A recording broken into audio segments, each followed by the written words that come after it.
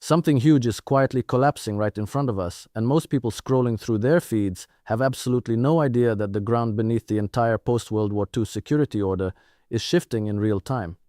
Right now, in April of 2026, the United States is simultaneously fighting a war in the Middle East against Iran, threatening to walk away from a 77-year-old military alliance that it helped build from scratch, and still circling an island in the North Atlantic that belongs to a fellow NATO ally. If you told anyone in 2015 that this would be the geopolitical landscape of America just a decade later, they would have laughed you out of the room. But here we are, and this is not a drill. Trump took to Truth Social just last week and posted in all capital letters that NATO was not there when America needed them, and that they will not be there if America needs them again. And then he told the world to remember Greenland, that big, poorly run piece of ice. That post alone should stop you cold, because it reveals something that goes far deeper than a president venting frustration. It tells you that in the mind of this administration, Greenland, Iran, and NATO are not separate files. They are one file. And what's inside that file is a fundamental reimagining of American power and who it serves. That is what this video is about, and I want you to stay with me, because the threads here connect in ways the mainstream press simply is not putting together for you. Let's start with the foundation, because to understand why Greenland is being brought back into the conversation right now, in the middle of an active war with Iran, you have to understand what Greenland actually represents strategically. This is not about a real estate deal. It never was. Underneath the immediate argument about defense is something that cuts right to the heart of American economic competition with China: rare earth metals. Greenland sits on some of the most significant deposits of rare earth elements on the planet, materials that China largely controls and has used to pressure the United States for concessions as it rises and seeks to displace America's global standing. So when you hear Trump talking about Greenland and national security, understand that national security in the 21st century is not just about aircraft carriers and missile defense systems. It is about supply chains, it is about resource independence, it is about not being at the mercy of Beijing when you need the materials to build semiconductors, electric motors, and next-generation military hardware. The Arctic is the new Middle East in terms of resource competition, and Washington knows it, Moscow knows it, and Beijing absolutely knows it. Now layer on top of that the military dimension. The security of the Arctic region is said to be moving from an era of high north, low tension, to an area of increasing geopolitical competition, particularly for the major global powers, Russia, China, and the United States. An analysis of Greenland's role in US security described it as the geostrategic linchpin connecting the Arctic to the broader strategic picture. Think about what that means in practice. Greenland sits between North America and Europe. It provides surveillance coverage and early warning capability across the North Atlantic. It is the kind of position that, in an era of hypersonic missiles and submarines capable of launching nuclear strikes from under the ice, you simply cannot afford to lose or leave to chance. The United States has had a military base at Pituffik in Greenland since the early 1950s, under a defense agreement with Denmark. But what Trump is pushing for is far more than what that treaty provides. The Pentagon was in talks with Denmark for access to 3 additional bases in Greenland, which would represent the first US military expansion there in decades. So even as the diplomatic noise shifted toward Iran, the military planners never stopped working on Greenland. That should tell you everything about how seriously Washington views this. But here is where it gets genuinely complicated, because the move toward Greenland is not happening in a vacuum. It is happening at the exact moment that Trump's Iran strategy is fracturing the very alliance through which American power in Europe is projected. After the United States and Israel unilaterally launched a war against Iran on February 28th, Trump lashed out at European countries for their lack of interest in contributing to the campaign. Many legal scholars consider the war an act of aggression in violation of international law. The Trump administration is considering whether to close US bases or move troops out of countries such as Spain and Germany as punishment for their stance on the war. Let that sink in for a moment. The United States is talking about pulling troops out of allied countries not because those countries did something hostile to America, but because they declined to join a war that much of the world believes is illegal under international law. That is a seismic shift in the logic of alliance politics, and it is happening right now, and NATO itself is the victim of this dual squeeze. At a White House press briefing, Press Secretary Caroline Leavitt framed the US and Israel's war on Iran as a test that the alliance had failed. Despite Trump's pressure, NATO allies had declined to contribute military forces to the war, outside of defensive maneuvers. Now, I want you to think carefully about what this framing actually means, because this is where the analytical lens matters enormously. NATO was created as a defensive alliance. The entire premise of Article 5, the foundational collective defense clause, is that an armed attack against one member constitutes an attack against all. It was never designed to be a mechanism for projecting offensive force in wars of choice. It does bear emphasizing that NATO was created as a defensive alliance, not to assist in whatever war of choice one of its member states launches. The only time NATO's Article 5 collective defense provision was ever invoked was to support the United States after the September 11th attacks.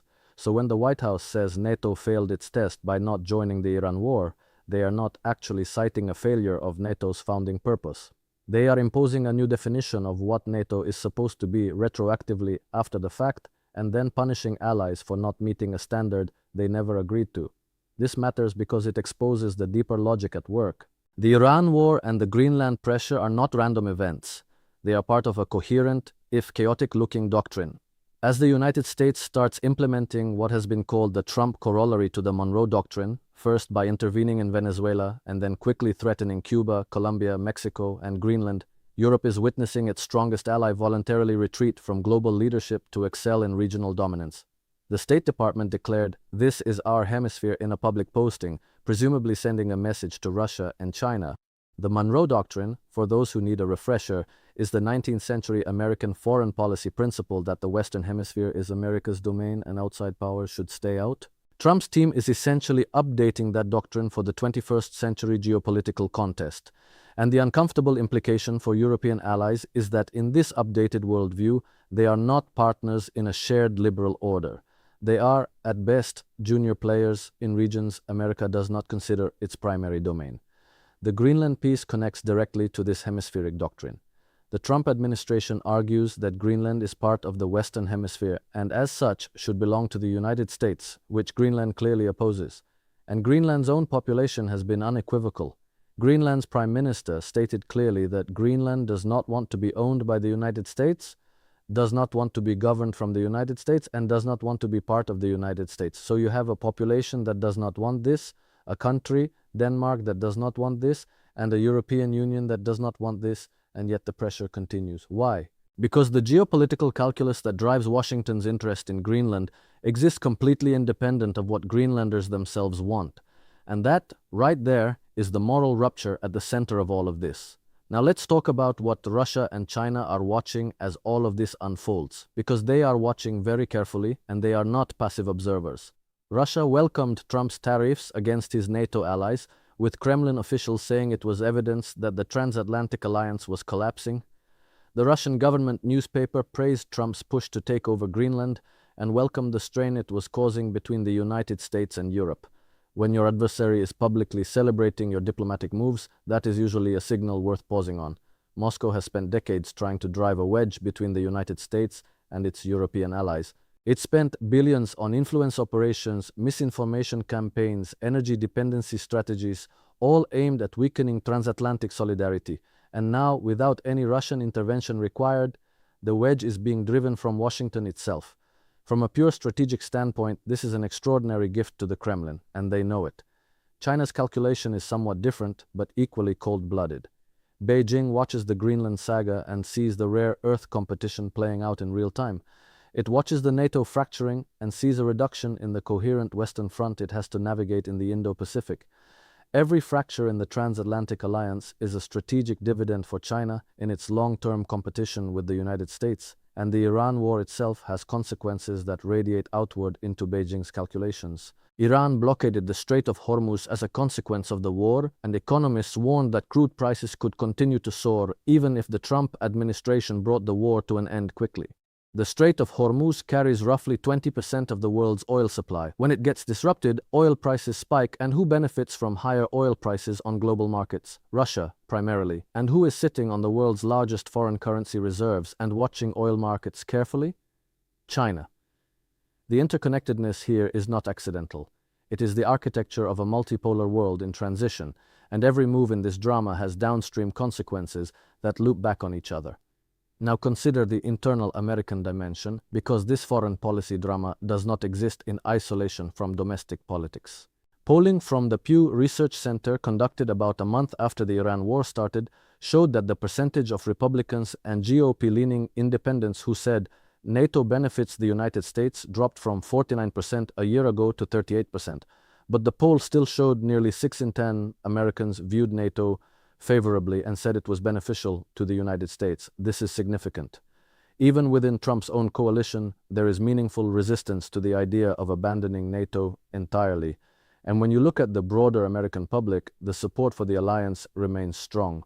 A Reuters Ipsos poll in January showed Americans said 2-1 that they were concerned the Greenland episode would damage NATO and other US alliances. So the American public is not with the administration on this. They do not want to take Greenland by force, they do not particularly want the Iran war, and they value NATO. The administration is pursuing a foreign policy agenda that runs directly against the preferences of a clear majority of its own citizens, and yet the pressure continues, because the people driving this agenda are not primarily responding to public opinion polls. They are responding to a strategic vision, however fractured and contradictory it may appear on the surface, about how to position the United States for a world in which the old rules no longer apply. Trump refused to rule out the option of leaving NATO when asked directly by reporters in the Oval Office, saying the US cannot rely on Denmark to protect Greenland from Russian and Chinese interests, and warned that he has many options to explore. The legal experts who were consulted about whether Trump could actually pull the United States out of the alliance noted that while the National Defense Authorization Act of 2024 sought to place a legal brake on any presidential attempt to withdraw from NATO without congressional approval, those legal constraints remain far from solid. Trump could seek to circumvent them by invoking presidential authority over foreign policy. What this all adds up to is a picture of an alliance in genuine existential peril. Not because it is being attacked from outside, but because it is being hollowed out from within by the very country that built it. The Greenland dispute has been described as the most serious threat to NATO's integrity since its founding. The European NATO allies are nearly united in opposition to the US position. If the US withdrew forces from Europe or from the NATO alliance due to the Greenland dispute, it would have serious implications for the continent. And now, add the Iran war fracture on top of that structural damage, and you have two simultaneous crises pulling at the seams of the same alliance simultaneously. Danish Prime Minister Mette Frederiksen has said that sovereignty remains a red line, and any attempt to annex Greenland would mean the end of NATO.